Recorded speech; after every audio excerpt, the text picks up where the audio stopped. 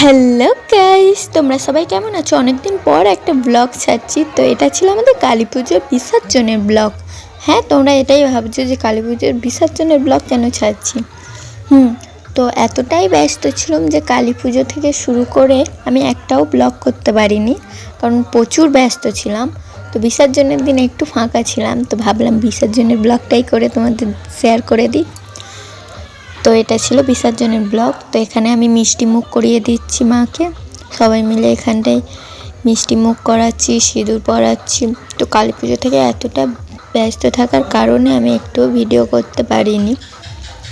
মিষ্টি মুখ করিয়ে তারপরে একটু সবাই মিলে এখানটায় সিঁদুর খেলে নিলাম আমরা সবাই মিলে।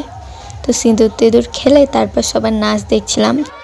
তো এখানটায় মাকে নিয়ে চলে আসা হয়েছিল পুকুর ধারে বিসর্জনের জন্য। তো মা এতটাই ভারী ছিল যে সবাই মিলে চাগিয়ে আনতে পারছিল না। তো তারপরে বাসে করে ঠেলে ঠেলে নিয়ে এসেছিলো, অনেক প্রচুর কষ্ট করে পুকুর ধার অবধি নিয়ে এসেছিলো। তো প্রচুর কষ্ট করে পুকুরের নিচে লাভিয়েছে মায়ের মূর্তিটা প্রচুর ভারী ছিল। তো সবাই মিলে লাভাতে পারছিল না, অনেক কষ্টে জোরির সাহায্যে লাভিয়েছে মাকে। তো তারপর মাকে ভাসিয়ে দিচ্ছিল। তো পরের বছরের অপেক্ষা রইল, মা আবার তুমি এসো। তো আমাদের সবাইকে আশীর্বাদ করো তুমি, যেন আমরা সুস্থ থাকি, ভালো থাকি।